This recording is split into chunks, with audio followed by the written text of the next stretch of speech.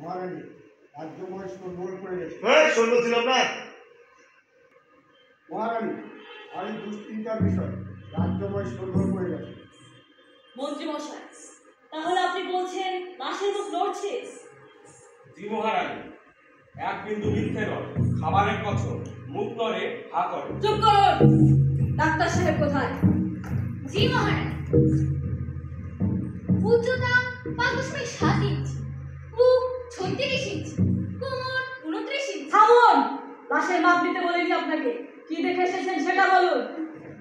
প্রথমে লাশের হাত ধরে পালস ধরবার চেষ্টা করি। মহারানী, পালস নেই।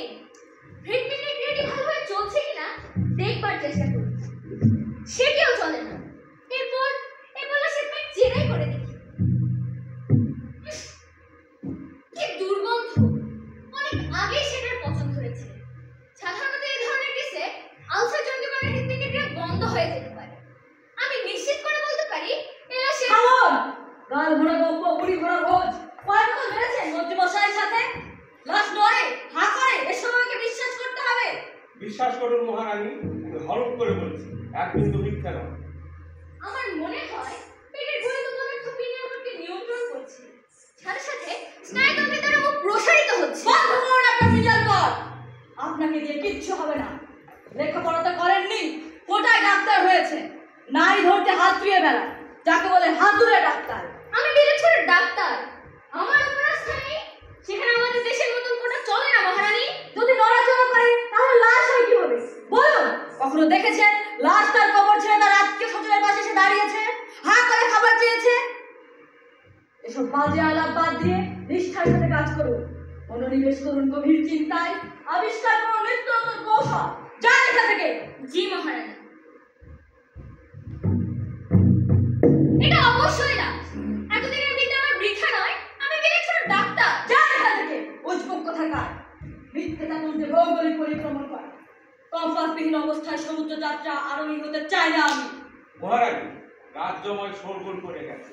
লাশকে অবরুদ্ধ করে রেখেছে রাজপথে। প্রাসাদ প্রাঙ্গণে সবাই বলা বলি করছে, এ হচ্ছে আপনারই অনিষ্টতার ফল।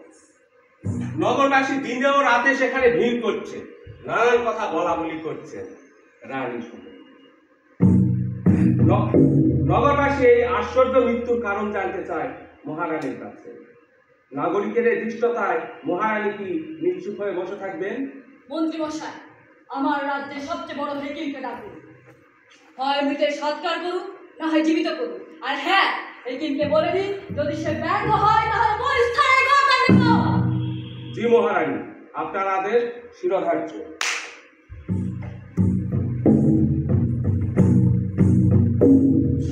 উজবেকিস্তান থেকে বেলুচিস্তান, পাঞ্জাব জয় করে এসেছি আমি। সিংহল মার্জিয়া সম্প্রদায় আমার করতলে নত হয়েছে। নাম না জানা কত জাতিকে নিশ্চিহ্ন করে দিয়েছি আমি এই পৃথিবী থেকে। আর এই ক্ষুদ্র রাজ্যের অকৃতজ্ঞ নাগরিকবাসী আমার বিপক্ষে কথা বলার দৃষ্টতা রাখে কি করে? তারা কি জানে না আমার এই প্রতাপের কথা? হায় প্রভু, এমন কথা শোনার আগে আমার অকাল মৃত্যু কেন আমাকে গ্রাস করলো না? বিফলতার অনুতাপ। বন্ধ করলেন কে? হ্যাঁ দেখেন, বিফলতার অনুতাপ। বিফলতার অনুতাপ হিন্দুদের কাম। এই রানী কখনো দুষ্টতা বলে কিছু হয় না। যারা রানীর বিরুদ্ধে মাথা তুলে দাঁড়াতে চায় তারা আসুক। মিথ্যে অহমার সততায় যারা পরচর্চায় রত, তাদের বোঝা উচিত এই রাজ্য মহারানী হিমাংশীর রাজ্য। অথর্ব কোনো বুড়ো এই সিংহাসনে অধিষ্ঠিত নন। উত্তেজিত হওয়া বেকুবের পরিচয়। ক্রোধ সংবরণ হোক আমার, ক্রোধ সংবরণ হোক নাগরিকবাসী। হেকিম নিশ্চয়ই এর সমাধান খুঁজে দেবে।